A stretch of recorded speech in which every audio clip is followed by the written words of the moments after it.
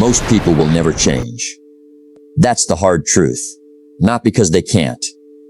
Not because they lack the brains, or the strength, or the chance. But because they never decide to. They keep sleeping through the 1 hour of the day that would have saved their whole life. And I've watched it happen 1,000 times.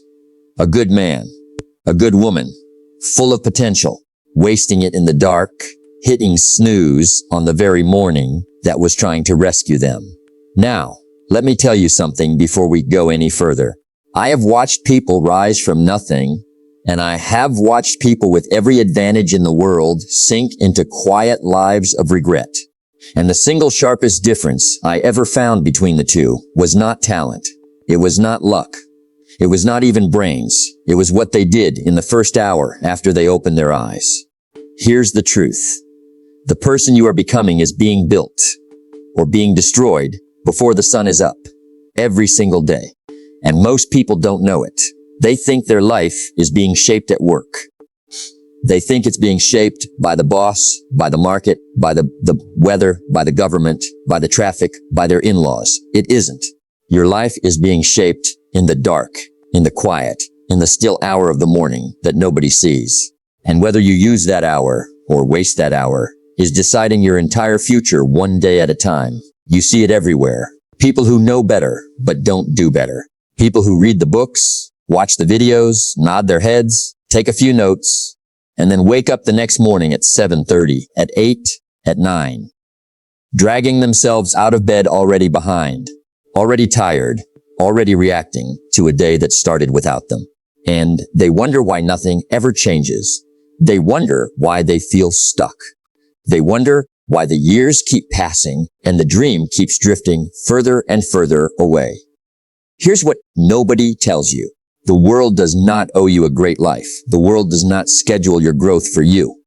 The world does not send you a reminder that today is the day you were supposed to become the person you always meant to be. If you don't claim your morning, somebody else will spend it for you. Your phone will spend it.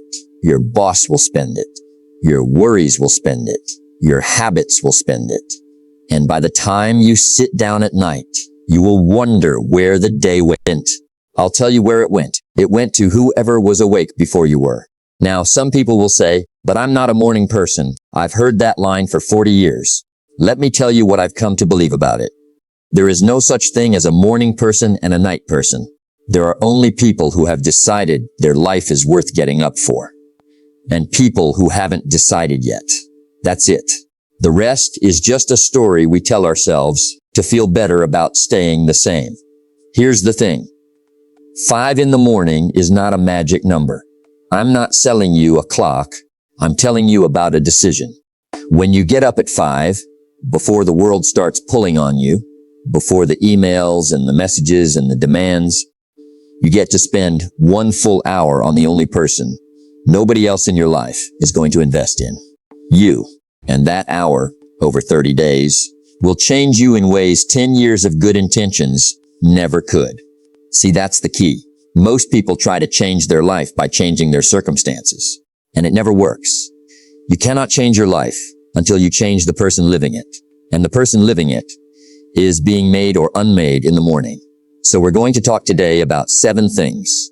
7 simple things. Not complicated, not expensive, not clever, simple, timeless, and brutal in their power when you do them, and only when you do them, every single day for 30 days.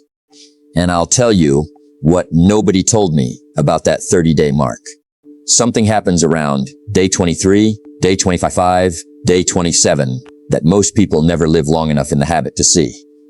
I'll come back to that before we finish. But for now, hold on to this. If you do these 7 things for 30 mornings in a row, you will not recognize the person looking back at you in the mirror on day 31. And that is not a promise from me. That is a law, as certain as seed and soil. Now here's the central law I want you to write down somewhere you'll see it. If you can't write it down, at least say it out loud so your ears hear your own mouth. Commit to it. The way you spend your first hour is the way you spend your life. Say it again. The way you spend your first hour is the way you spend your life. That's not a saying. That's a mirror. Show me your first hour, and I will show you your last decade. Show me what you do between 5 and 6 in the morning, and I will show you where you'll be in 5 years, in 10 years, in 20 years. Because life is not built in the big moments you're waiting for. Life is built in the small hours you already have. It is built in the hour nobody sees. And that is the hour that decides everything. Here's the truth. The average person wakes up in reaction. The exceptional person wakes up on purpose. The average person opens their eyes and reaches for a phone. The exceptional person opens their eyes and reaches for a plan. The average person lets the day happen to them. The exceptional person happens to the day. That is not a personality difference. That is a habit difference. And a habit is just a decision you made once, that you keep making every morning without arguing with yourself about it. It's not about being a certain kind of person. It's about becoming a certain kind of person. And that becoming happens in the dark, before anybody else in your house is awake, in the hour when it's just you and your mind and the quiet and the choice. Here's what I've come to believe after watching so many good people either rise or fall. You don't need more time. You don't need more information. You don't need a better job, a better city, a better spouse, a better childhood. You need a better first hour. Because if you win the first hour, you win the day. And if you win the day over and over for 30 days, 90 days a year, you win a life. It's that simple, and it's that hard, and it's that available to you starting tomorrow morning. Now let me tell you about the 7 things. And as I go through each one, I want you to picture yourself doing it, not thinking about it, not planning it, not saving it for Monday, doing it tomorrow, 5 in the morning, because a plan you don't act on is just a story you told yourself to feel productive. Now, let me tell you something. I once knew a man named Walter. Walter worked in the mailroom of a small company in a small town in Ohio. 42 years old when I met him, divorced, 2 kids he barely saw, living in a rented room above a laundromat. 50 extra pounds on him, owed money to just about everybody. And every time I ran into him, he had the same look in his eyes. The look of a man who had given up, but hadn't admitted it to himself yet. Now, Walter wasn't lazy. That's what people misunderstand about men like Walter. He worked. He worked hard. He'd been at that mailroom for 11 years. Showed up every day. Never late. Never sick. He was the kind of man his boss would call reliable and never once think about promoting. And Walter knew it. He knew he was invisible. He knew he was stuck. And he had come to believe, quietly, in the part of himself he didn't want to look at, that this was just how his life was going to be until it ended. I remember the day he told me he was tired. Not tired from work, tired from himself. Tired from being the same man for 11 years. Tired from watching other men his age come up and pass him. Tired from making the same excuses to his own reflection. And he asked me, straight out, sitting on a bench outside that laundromat, is it too late for me? I told him something I'll tell you now. It is never too late to change your life. It is only ever too late to keep pretending you don't need to. And then I told him about the morning hour. I didn't give him a book. I didn't give him a program. I didn't give him a system. I told him one thing. Get up at 5 for 30 days. Don't tell anybody you're doing it. Don't post about it. Don't announce it. Just get up. And in that hour, do 7 small things. Move your body, feed your mind, write your goals, sit in silence, plan your day, take care of the man in the mirror, and do one thing that scares you. He looked at me like I'd told him to fly to the moon. He said, an hour every morning, 5 in the morning, for 30 days. And I said, yes. He said, I don't think I can. And I said, Walter, you can. You just haven't decided you will. I didn't see him for about 6 weeks, and when I saw him again, in that same small town, on that same small street, he was a different man. Not a completely different man. He wasn't rich. He wasn't married again. He didn't have a mansion or a new car. He looked, on the outside, mostly the same. But his eyes had come back on. That's the only way I can describe it. His eyes had come back on, like somebody had turned the lights back on inside a house that had been dark for a long, long time. He told me he'd done it, 5 in the morning, every day. Missed 2 mornings, the whole 30 days, and hated himself both times. And by day 30, he had lost 11 pounds. He had read 4 books. He had written down goals for the first time in his life. Real goals, not wishes. He had gone to bed at 9 every night because he had to, and by doing that, he had cut out the mindless nighttime scrolling and the beer and the television that had been quietly eating his life. He had started walking his sons to school on the mornings he had them, because he was already up. And his boss, that same boss who had looked past him for 11 years, had pulled him aside and asked him what had changed. Because Walter had started showing up at work, like a man who had already been at war for 3 hours and won. 2 years after that conversation, Walter was running a small business. Nothing fancy. A small logistics company he built out of that same reliability that had made him a mailroom clerk.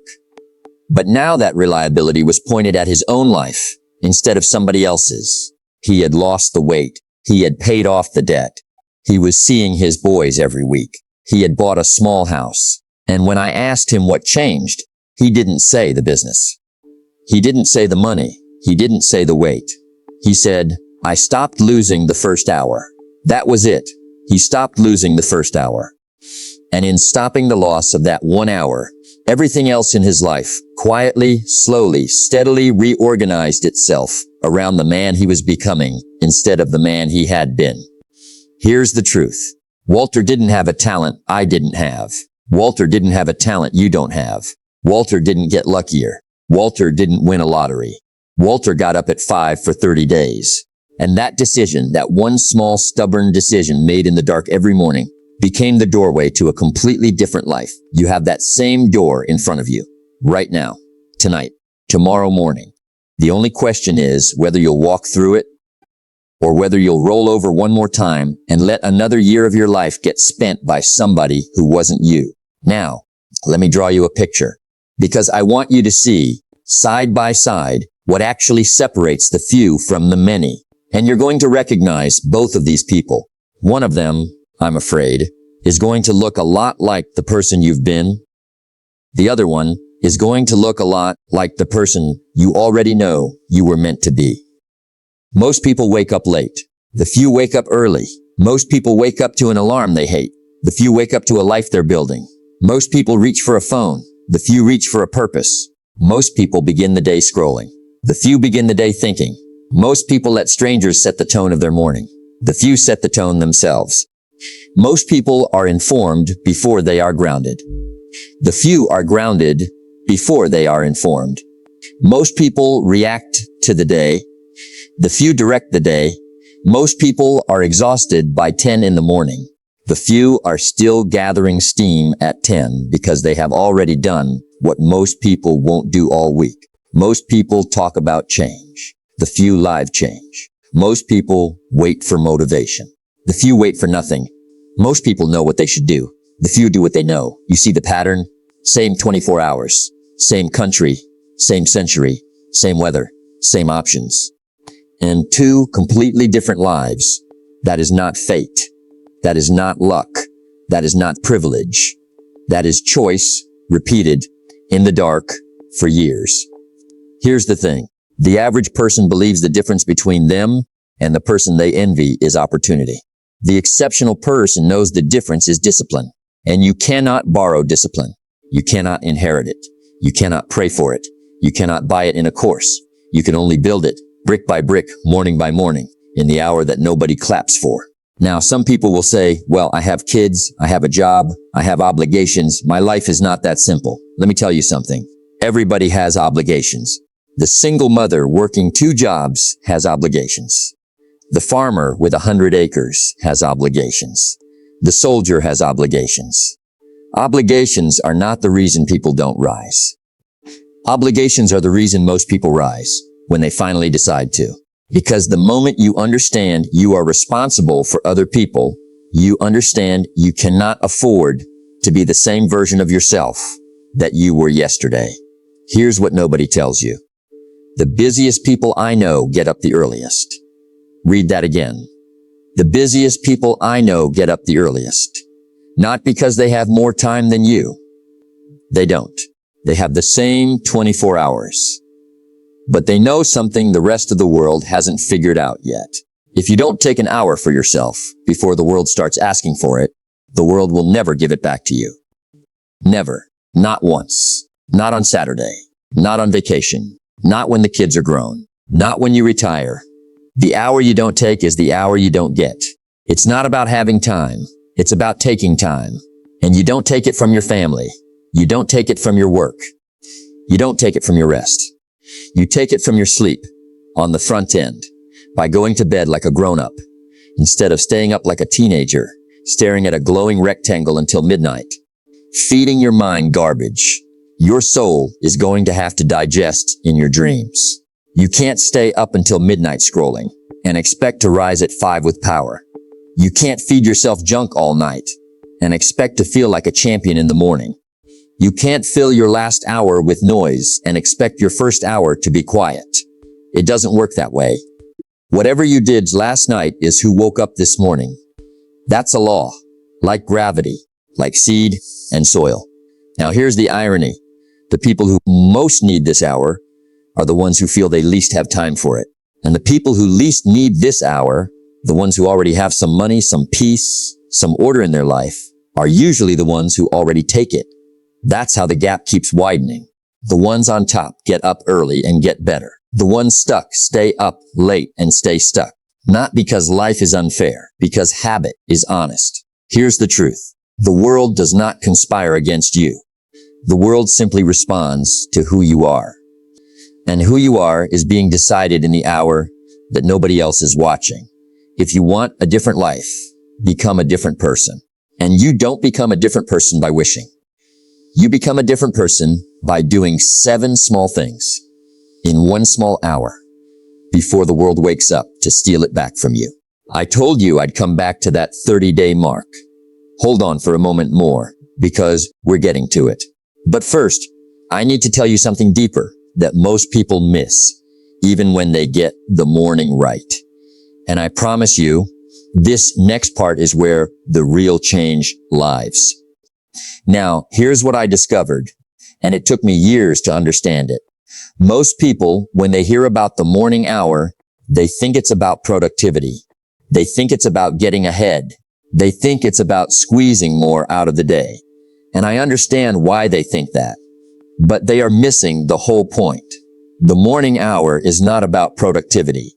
The morning hour is about identity.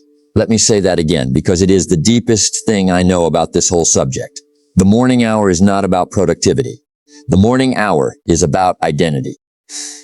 It is about the person you are quietly becoming, one morning at a time, in the hour when no one is watching, no one is applauding, no one is even aware you're awake.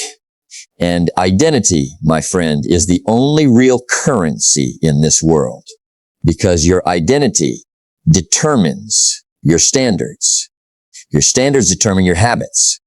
Your habits determine your results. And your results determine your life. So if you want a different life, you don't chase it. You become the person to whom that life naturally flows. You don't pursue success. You attract it. You attract it by the person you become. And you don't become that person on the weekends. You don't become that person in the boardroom. You don't become that person on vacation.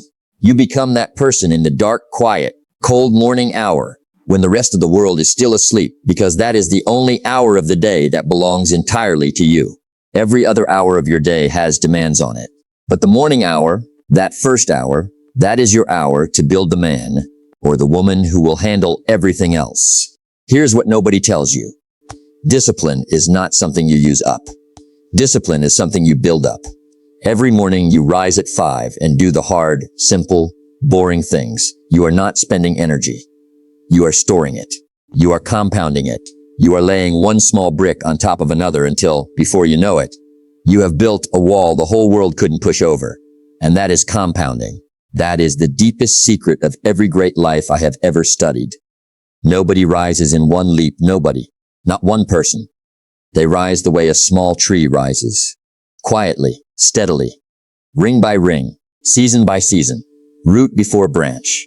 And most people never rise because they will not let themselves be small and slow for long enough to become tall and strong. They want the tree without the planting. They want the harvest without the season. And it doesn't work that way. It has never worked that way. It will never work that way. Here's the truth. The pain of discipline weighs ounces. The pain of regret weighs tons. And every morning you sleep through is a small ounce of comfort you are trading for a heavy ton of regret you will carry later. Choose your weight. Every morning you choose your weight because you are going to feel pain either way. That is the deal of being alive. You will feel the small, sharp, honest pain of getting up when your body doesn't want to, or you will feel the slow, dull, endless pain of a life you never quite lived. One or the other. There is no third door. Now, let me tell you about the gap between knowing and doing. This is where most people lose their lives. Not in ignorance, in ignoring. You already know what you need to do. You've known for years. You know you need to get up earlier. You know you need to move your body. You know you need to read more, watch less. You know you need to write down your goals. You know you need to sit still long enough to hear yourself think. You know, you've known, and you have not done. And that gap between what you know and what you do is the exact measure of the distance between the life you're living and the life you were meant to live. Here's the thing. Knowledge without action is not wisdom. Knowledge without action is entertainment. And most people are being entertained to death. They read the books and don't apply the books. They listen to the talks and don't act on the talks. They nod along to the truth and go to sleep at the same time as they always have. And they wonder why they are the same person a year later. It's not about knowing more. It's about doing what you already know. It's not about waiting for more information. It's about acting on the information you've already been carrying around for years. It's not about finding a new principle. It's about finally obeying the old ones. And here's what happens when you start closing that gap. Something shifts inside you, something quiet, something that has no name. You start to trust yourself again. And that is the greatest wealth a human being can build. Self-trust. The quiet, deep, unshakable, knowing that when you tell yourself you'll do a thing, you'll do it. When you tell yourself you'll get up, you'll get up. When you tell yourself you'll show up, you'll show up. Most people have lied to themselves so many times, so many mornings, so many years, that they no longer believe their own promises. And when you don't believe your own promises, you cannot build anything real. Not a business, not a marriage, not a body, not a life. Because everything real is built on a promise you keep to yourself when nobody is watching. The morning hour, done for 30 days, gives you back your self-trust. And self-trust is the seed of every great thing that will ever happen in your life. Not talent, not luck, not connections. Self-trust, the knowledge that you can count on you. Here's the deeper truth. Your income will rarely exceed your personal development. Your relationships will rarely exceed your personal development. Your health, your peace, your influence, your legacy will rarely exceed your personal development. So if you want more, become more. And you become more in that 1 hour a day when the world is still asleep and you are quietly, stubbornly, faithfully showing up for the person you are meant to become. That is the deeper layer. And that is where the 7 things live, not in productivity, in identity. Now, let me give you those 7 things. Now, before I give you the 7, I want you to answer some questions, honestly. Just to yourself. Nobody's listening. Just you and your conscience. How much time did you spend yesterday working on you? An hour? 30 minutes? 15? 10? Nothing? How many mornings this week did you wake up on purpose? And how many did you wake up because a job or a kid or a bladder forced you to? How much of your first hour today belonged to you? And how much of it belonged to a screen? When was the last time you did something before 6 a.m. that would have made your grandfather proud? When was the last time you did something in the dark that would have made your grandmother smile? How many books have you finished this year? How many videos have you finished that changed nothing? How many hours of scrolling have added a single dollar or a single ounce of peace to your life? Now ask yourself this one. It's the hard one. If you kept doing exactly what you're doing right now, exactly the way you're doing it, for the next 10 years, where would you end up? Be honest. Not where you hope you'd end up. Not where you dream you'd end up. Where would you actually end up? And is that where you want to be? If the answer is yes, then close this and go live your life. I'm not here to disturb a happy man. But if the answer is no, if there is a quiet voice inside you right now that is saying, that's not where I want to end up, that is not the man I want to become, that is not the woman I want to be, then you already know what has to happen. Not tomorrow, not next Monday, not on the 1st of the month. Tomorrow morning, 5 o'clock, in the dark, in the quiet, alone with yourself and your future. Here's the truth. You already know. You've always known. The reason you're listening to this right now is not because you needed new information.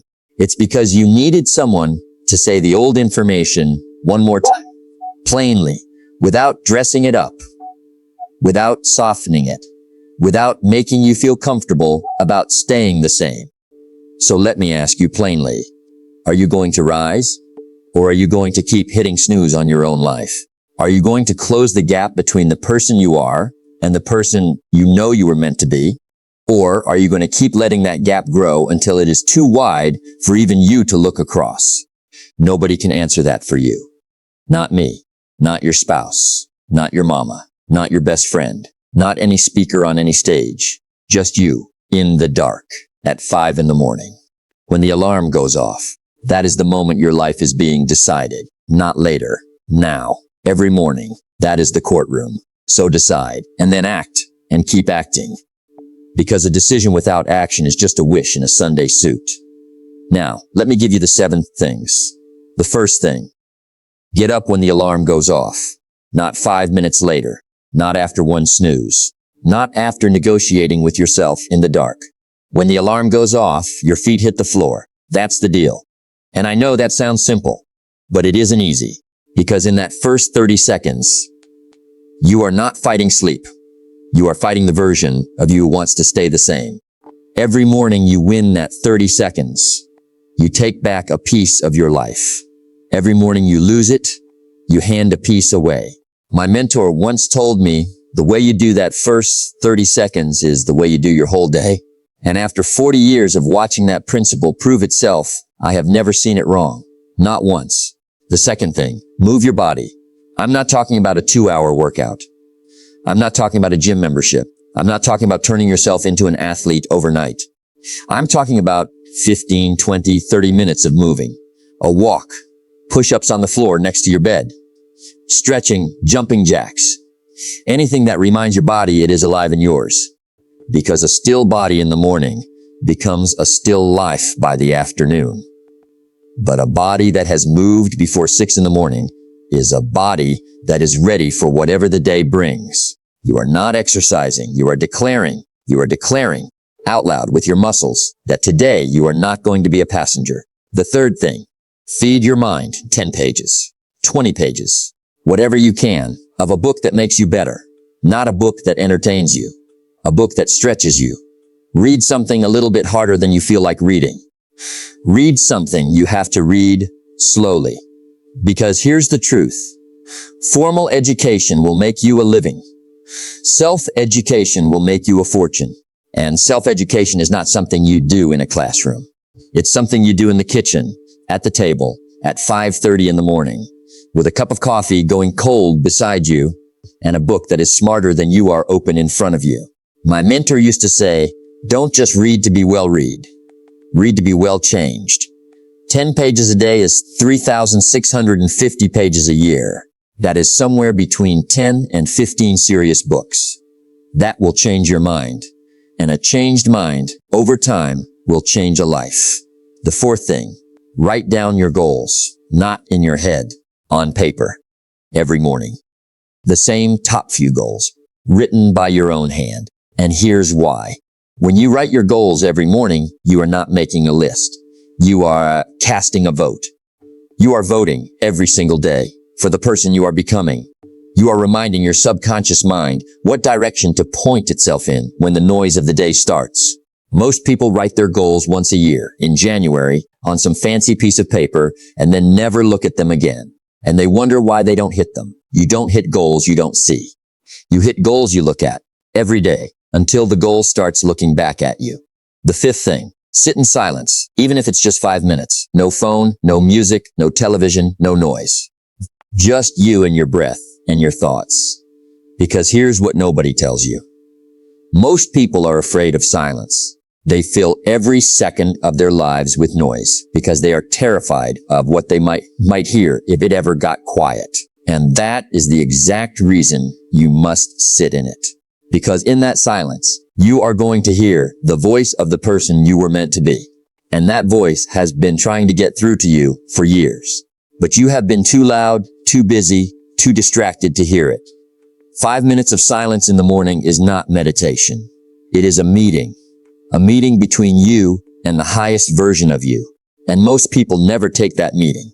That's why most people never meet themselves. The sixth thing, plan your day, write it down. The 3 most important things you must do today to move your life forward. Not the 20 things on your list. 3, because here's the truth. You cannot do 20 important things in a day. Nobody can. But if you do 3 of the right things every day for 30 days, you will have done 90 of the right things in a month. And 90 of the right things will change any life on earth. My mentor called this the difference between motion and progress. Most people are in motion. Very few people are in progress. Motion is running around. Progress is choosing what to run toward and running toward it before the world can distract you. The 7th thing, do one thing that scares you every single morning. Something small. Make the phone call you've been avoiding. Send the message. Ask the question. Look at the number in the bank account you don't want to look at. Face the truth you've been ducking. Because here's the truth. Courage, like a muscle, is built by daily use. If you avoid the small hard thing every morning, you will not have the courage for the big hard thing when it shows up. But if you do one small brave thing every morning for 30 mornings, when the big brave thing comes, you will already be a brave person. And a brave person doesn't have to work up courage for the big moment. A brave person already lives there. Those are the 7 things. Simple.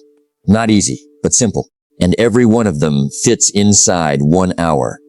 15 minutes of moving, 15 minutes of reading, 5 minutes of writing, 5 minutes of silence, 5 minutes of planning, 5 minutes of doing the brave thing, and 10 minutes for the coffee and the getting ready and the drinking of the morning, like a man or a woman who is glad to be alive. Now, let me tell you about 2 brothers I once knew. Same house, same parents, same schools, same starting line in every way you can measure. One of them decided at about the age of 24 to rise at 5. The other one didn't. That was the only difference I could see. 10 years later, I saw them both again. And I want to tell you, they were not the same men. The one who had risen was calm, clear, healthy, and building something. The one who had not was still explaining, still complaining, still waiting, still stuck. And when the second brother asked the first what had made the difference, the first one just said, "I stopped losing my mornings." That was all. He didn't say the business. He didn't say the money. He didn't say the discipline. He said the mornings. Same family, same opportunities, same starting point. 2 lives that could not be more different. And the whole difference was decided in the dark, 1 hour at a time, over 10 years. Here is what I promised I'd come back to. The 30-day mark. Around day 23, day 25, day 27, something starts to happen that almost nobody talks about, because almost nobody makes it that far. You stop having to force yourself out of bed. The alarm goes off and you're already awake. You're waiting for it. You've become the kind of person who gets up at 5. It is no longer a battle. It is who you are. And that is the moment your life quietly, permanently tips onto a different track, because you have not just built a habit. You have built an identity. And an identity, once built, is nearly impossible to lose. That is what nobody tells you. The first 3 weeks are hard. The last week is holy. Because in that last week, you get to meet the new you. And once you meet him, you don't want to go back to being the old one. That is the payoff nobody promises you, because nobody hangs around long enough to collect it. Most people quit at day 9, day 12, day 14, right before the miracle. Don't be most people. Get to day 30 and then keep going. Now, here's my challenge to you tonight, and I want you to take it seriously because I am not giving it to you lightly. Before you go to sleep tonight, do 3 things. Not tomorrow, not on the weekend. Tonight. Set your alarm for 5 in the morning. If 5 is a stretch, set it for 5:30. If 5:30 is a stretch, set it for 6. But whatever time you set it for, it must be earlier than the time you usually get up. Because we are not doing what you usually do. We are doing what you have never done. Put the alarm across the room, not next to your bed, not on your nightstand, across the room. Because if it's next to your bed, the same version of you who has failed for years is going to reach out and turn it off. But if it's across the room, you have to stand up. And once you're standing up, you're already halfway won. And then, next to that alarm, or on your kitchen table, lay out a book, a pen, and a notebook. Just those 3 things. Ready and waiting for you. So that when you walk out of that bedroom tomorrow morning, you don't have to think. The stage is already set. You just walk on it and start living. Then, tomorrow morning, do the 7 things. Even if you do them poorly. Even if you do them clumsily. Even if you do them in 17 minutes instead of an hour, because you have to rush to work. Do them. Because starting badly is 1,000 times better than not starting at all. Starting badly is starting. And starting is everything. Do that for 7 days. Just 7. Not 30. 7. Because 30 is too big to think about right now. But 7 you can do. Anybody can do 7. And when you get to day 7, look yourself in the eye in the mirror and decide whether you want the next 7. And then the next 7 after that. Until before you know it, you're standing at day 30 and you have become a different person. And the person you were is a memory. Here's what nobody tells you. You will not feel like doing this. Not tomorrow. Not the day after. Not on day 9. Not on day 14. You will feel like quitting. You will feel like it isn't working. You will feel like you're the exception, the one for whom this doesn't apply. Everybody feels that.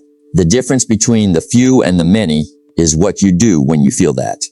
The few get up anyway. That's it. That's the whole secret. The few get up anyway. They don't feel more motivated than you. They don't have more energy than you. They don't have better genes, better childhoods, better circumstances. They have one thing you can have starting tomorrow morning. They have decided in advance that their feelings do not run their life. Their feelings are guests, not the boss. And the boss is up at 5, doing the 7 things, whether the guest wants to or not. Take the step. Not next week, not next Monday, not the first of the month. Tomorrow morning. Even if it's small, even if it's uncertain, even if it's imperfect. Take it. Because you have been waiting long enough. And the person you were meant to be has been waiting even longer. Now, let me leave you with this. You are not behind. You are not too old. You are not too far gone. You are not too broken. You are not too tired. You are not too average. You are exactly, precisely, one morning away from becoming the person you have always been meant to be. And that morning is tomorrow. Or it is the day after. Or it is next Tuesday. But it is coming. And when it comes, it will not announce itself. It will just be a Tuesday, a cold Tuesday, in the dark, when an alarm goes off. And you will decide in that 30 seconds who you are becoming. Because success is not something you chase. It is something you attract by the person you become.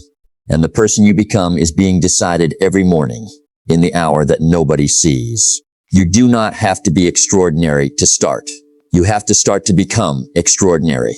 And every extraordinary life I have ever studied began quietly in an hour before dawn with a plain and stubborn decision that today would not be like yesterday. If you do what most people do, you'll get what most people get. But you are not most people. You wouldn't have listened this long if you were.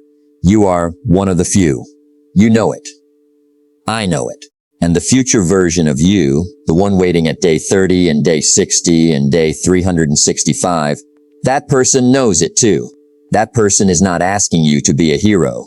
That person is only asking you to get up. Get up, not for me, not for anybody else. Get up for the person you were placed on this earth to become, because that person is real. That person is possible. That person is right on the other side of 30 mornings you never gave up. The pain of discipline weighs ounces. The pain of regret weighs tons. Choose your weight every morning. Choose again. You have been given one life, one body, one mind, one stretch of time between the first breath and the last. And what you do with the first hour of the day you have been given is what you will have done with the life you have been given. It is that simple, and it is that solemn, and it is that available to you starting tomorrow at 5 in the morning in the dark with nobody watching when the alarm goes off.